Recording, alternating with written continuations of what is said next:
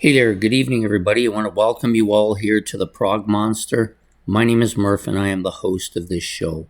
So, we're here to do an episode of What's New, show I do every Saturday night, in which I pick an album that came out in 2026 and to talk about it.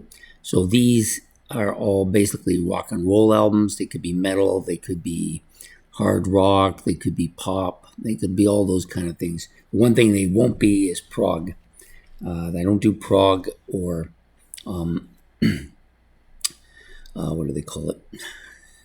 I'm trying to blank. I don't do prog or space rock or psychedelic rock here. Basically, I leave them for my new prog albums, which I will do tomorrow night. So the album I've chosen tonight, I have to admit I chose it on two conditions. One, that it was a band with a member that I like, so I thought it might be heavier. Also listened to the opening track, which I thought was pretty decent. If I had listened to the rest of it, we wouldn't be doing it tonight. And so we're going to talk a little bit about it anyways. I'm also going to do something I don't normally do with the albums I do. I'm not going to break down the songs because they're all pretty much the same. So this band is called Western Front. The album is called Eureka. Released July the 10th, 2026, about 44 minutes in length on the Music Theories recording label. This band features Scott Gorham, guitar and bass from Thin Lizzy. Marty Walsh, guitars and bass. Played session stuff and touring stuff with Supertramp, Fogerty, and CCR's Fogerty.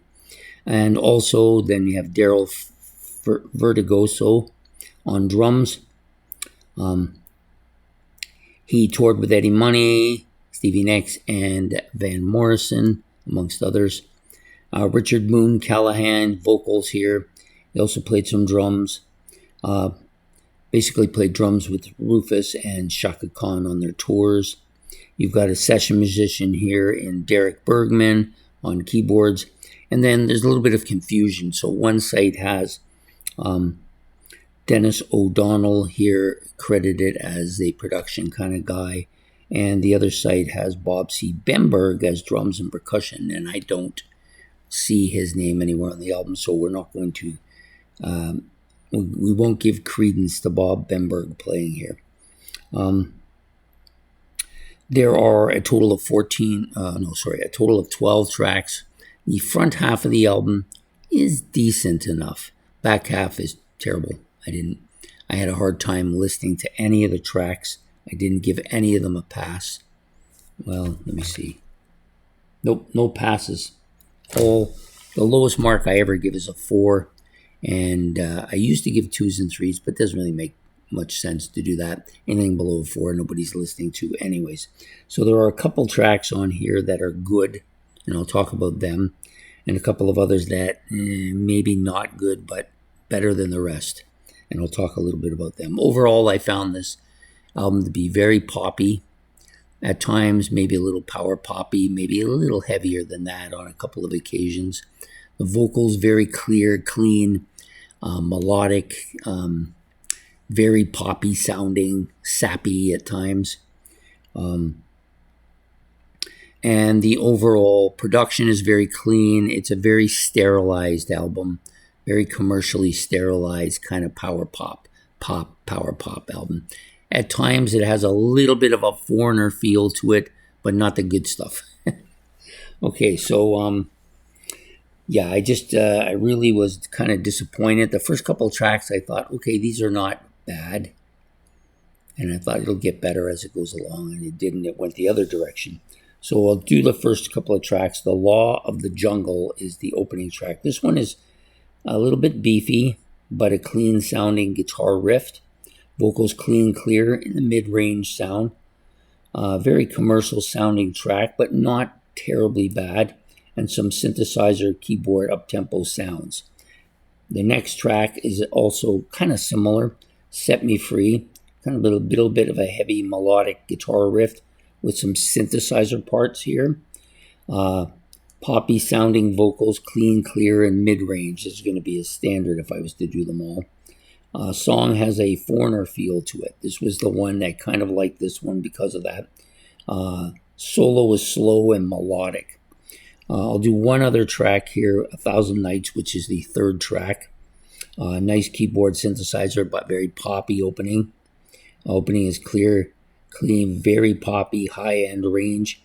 A slow melodic, but kind of not memorable. And this kind of sets up the rest of the album is very much in the same wheelhouse. It's like one track after another. Some of them are a little more sappy than others, but overall, not great of an album. I wouldn't buy it. If he would give it to me, I don't even know if I would take it. So it's a bit of a disappointment. This doesn't happen very often when I do these. Usually I'll listen to the album, get a little bit of a feel, and then not even pursue it. But this one, I thought I would give it a chance. I really like Scott Gorham a lot. I thought with him on there, it's going to be a bit of a bitey feel to it, but not really. So apparently this album came out where most of the material was recorded in the early 80s. And judging from what I hear, very kind of hair metal type sound to it. And probably would have fit in very well in the 80s, but I was never into that scene. So anyways, that's the album, Western Front. And the Western Front is the band, and the album is called Eureka. Now, I'm not saying there are people out there, if you like that kind of commercial sounding power pop kind of early 80s kind of melodic AOR or whatever you want to call it, you're going to like this a lot. I'm not one of those people, so I don't. Anyways, I hope you've enjoyed this episode. Please hit the like and subscribe. And if you want to make any comments about this album, maybe I'm way off here. Could be way off here. You're free to make comments in the comment section below. And I may give it another hear. Maybe I'll hear something different next time around. Take care and have yourself a good evening. And goodbye here from the Prog Monster.